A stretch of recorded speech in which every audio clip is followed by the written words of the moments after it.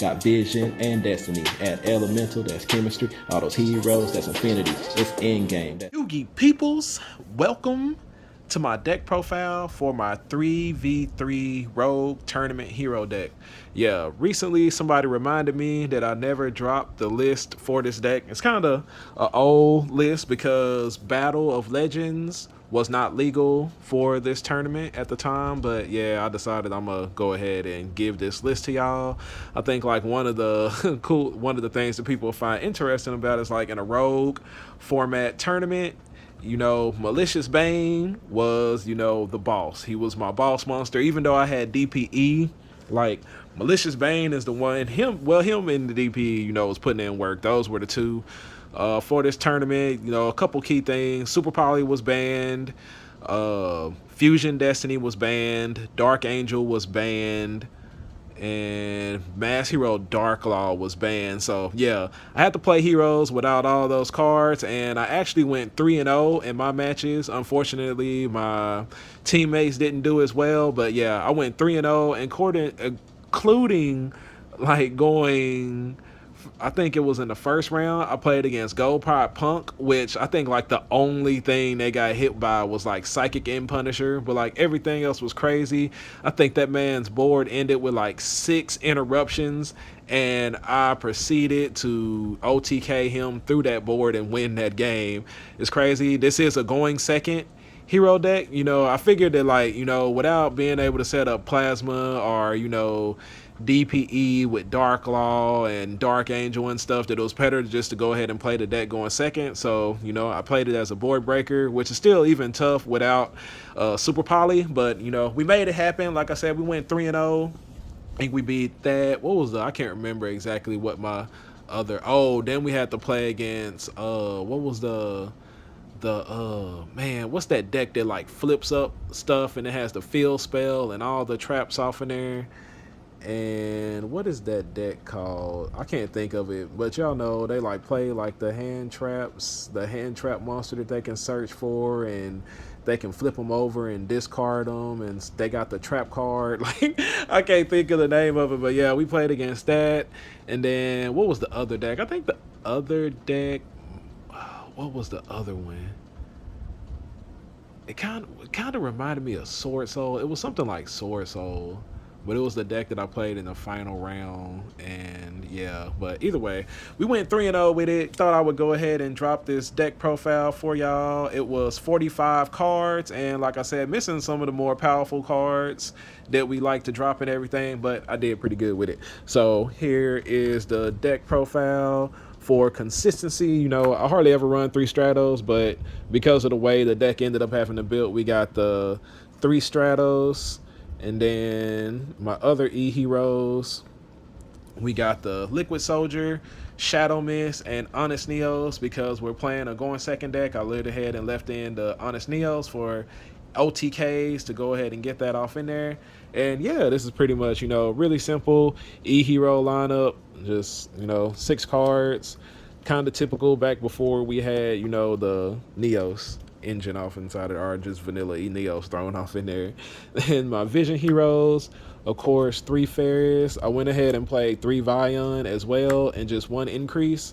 I figured it wouldn't be like too many rounds of a tournament, and if I drew the increase, I was hoping I would draw Vion anyway and be able to do it.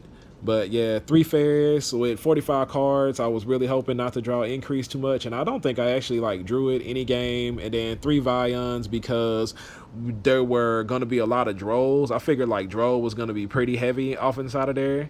And yeah, I just wanted to be able to, I really wanted my first ad to be polymerization most of the time if I could, if I did not have my cross out for the adding of Ferris, or adding my Destiny hero or something with Stratos. So yeah, this was my Vision hero monsters. Then we got my D hero lineup.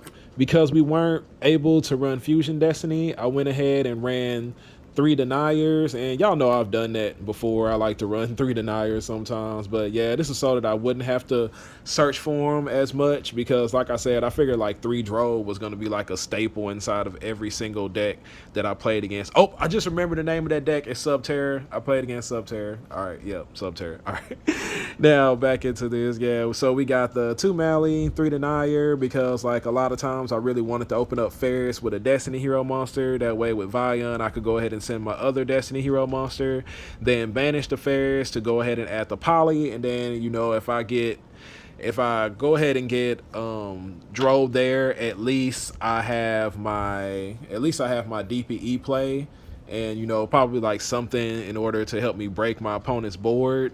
And yeah, it's just like, I think I got Drove one time. Maybe I was lucky enough not to really get drolled, and I was able to, you know, do it.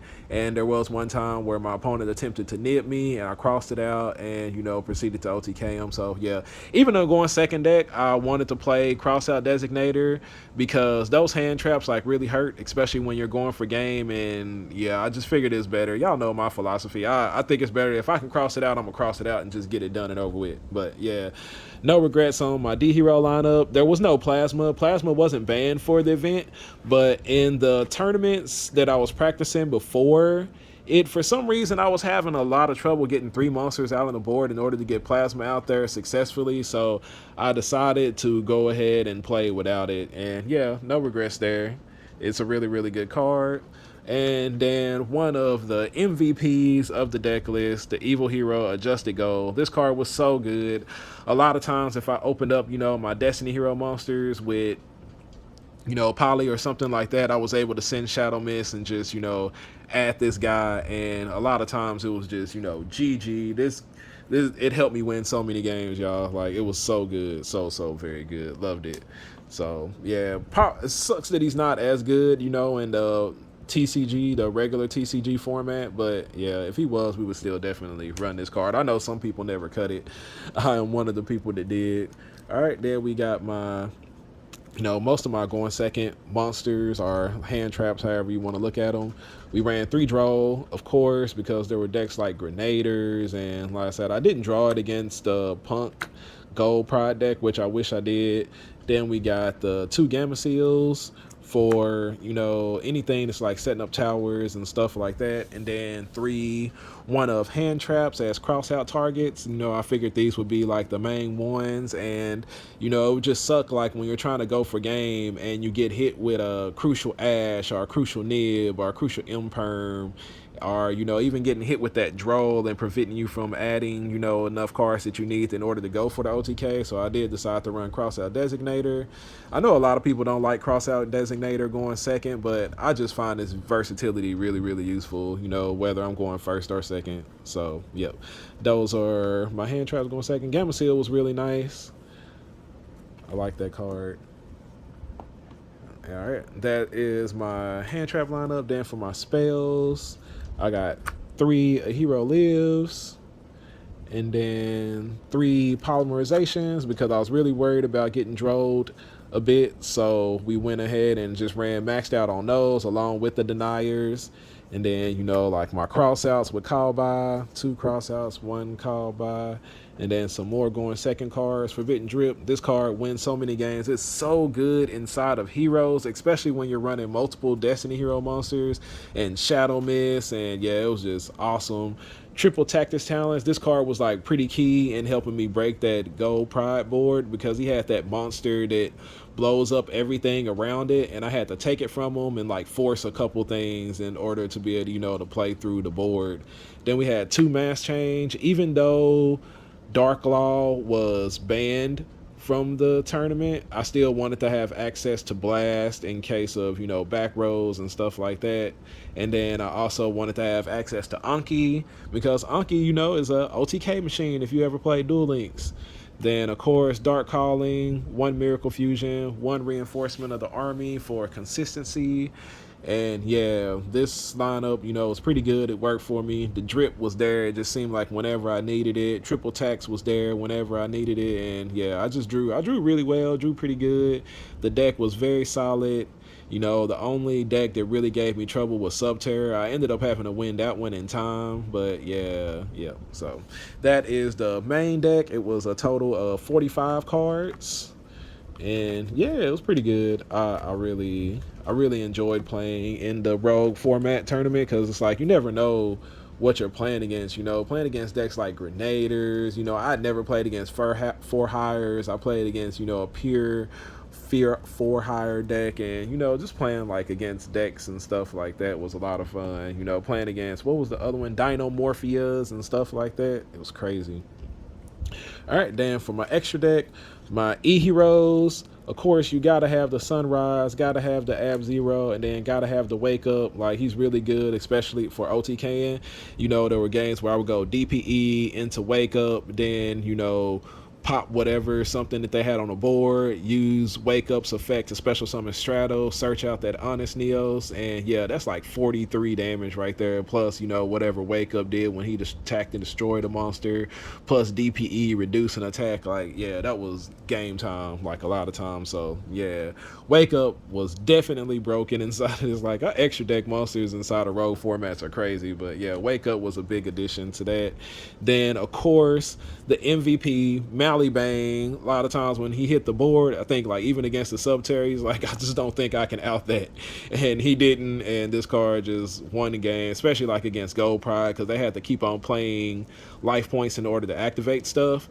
And like in the end, it's like I knew it was going to come down to Bane. I summoned him, blew up the rest of his board, and attacked him directly, leaving him with 100 life points, and without, you know, being able to pay 600, you know, that was basically game. And that's kind of like what happened both games with Malicious Bane. You know, I would have to play through so many interruptions, and in the end, Malicious Bane was there to win it. So yeah, definitely one of the better cards in a Rogue format.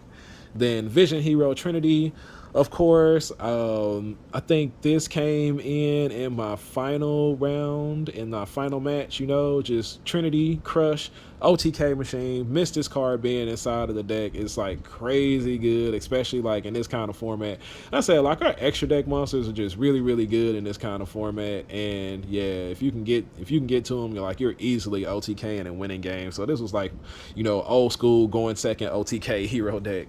Then we got our Destiny Hero monsters, one Destroy Phoenix Enforcer and one Dystopia. Dystopia in there was for time, and also, you know, in case I did get hit with Droll and stuff, there was some situations where I was able to have DPE and Dystopia out there, because, you know, in a second you'll see that I was running Dread Decimator, which will give Dystopia that increase, and then also Honest Neos gives him that increase, so, you know, you're able to attack with Dystopia, activate the Honest Neos, you know, attack kill into something, then because his attack is higher, then you go ahead and use his effect, pop something else and do that. So yeah, really, really good cards. They were like awesome. Like I said, just like in certain formats, cards like this thrive, and yeah, they do really, really good.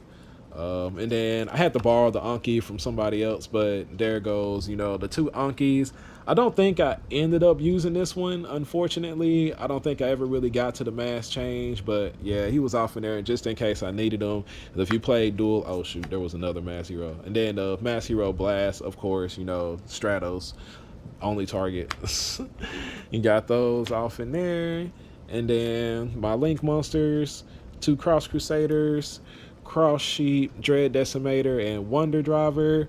Cross Sheep, you know, like y'all saw this inside my other deck also, but because I was running triple tactics talents, I wanted to have something like universal that I could link off into, and Cross Sheep filled that role. And then plus, you know, like we use a lot of fusion monsters, so you can use Cross Sheep's effect to special summon stuff like, you know, Shadow Mist or Stratos, or, you know, just whatever you need to special summon, you know, because he's got that added effect off in there. Then, you know, everything else pretty standard. Dread Decimator so that I could still OTK through Droll, which did happen one time. I got Drolled and, you know, proceeded to OTK my opponent through the use of Dread Decimator. So yeah, very, very good card, solid deck. That's my extra deck, 15 cards of course. And then for my side deck, we had a couple hand traps.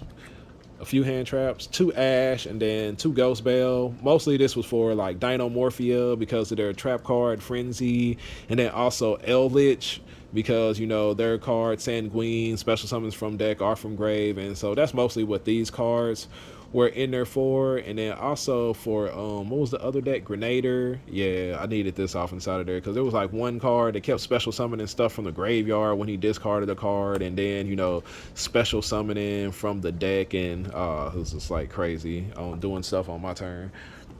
So there was that.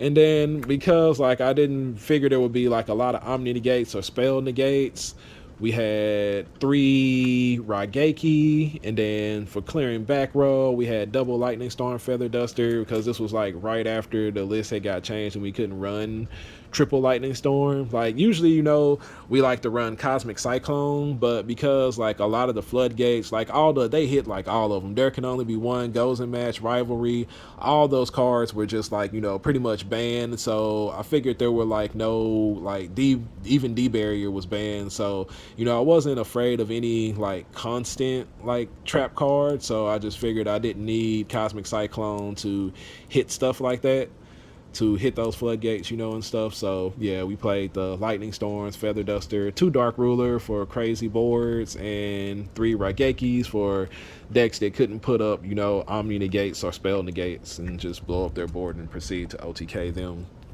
And then of course for back row decks and just different things and stuff like that, if it just really came down to it, I had the 3 evenly match off inside of there. It's just real, even in a going second OTK deck, like if I'm going against a trap deck, I figure like I'm not going to be able to play through all their traps and OTK them anyway. So it's better for me to just like have the evenly match, hit them with the evenly match, then like set up, you know, like DPE for the next turn to keep them from setting more traps and using them against me. So yeah, evenly match was off in there pretty much for that purpose. I wasn't going to use them against any other deck because I was going for straight OTKs. But yep, that is the deck profile right there. 45 cards, really fun format. Like I said, it's like really fun getting ready, getting to play against different decks outside of the meta. Like yeah, it was crazy. Like there was like Solomon Grade, and what was the others? Like it was just like Marincess, Earth Machines, like a lot of cool crazy decks that we played, that we got to play against and everything. And yeah, it was a lot of fun.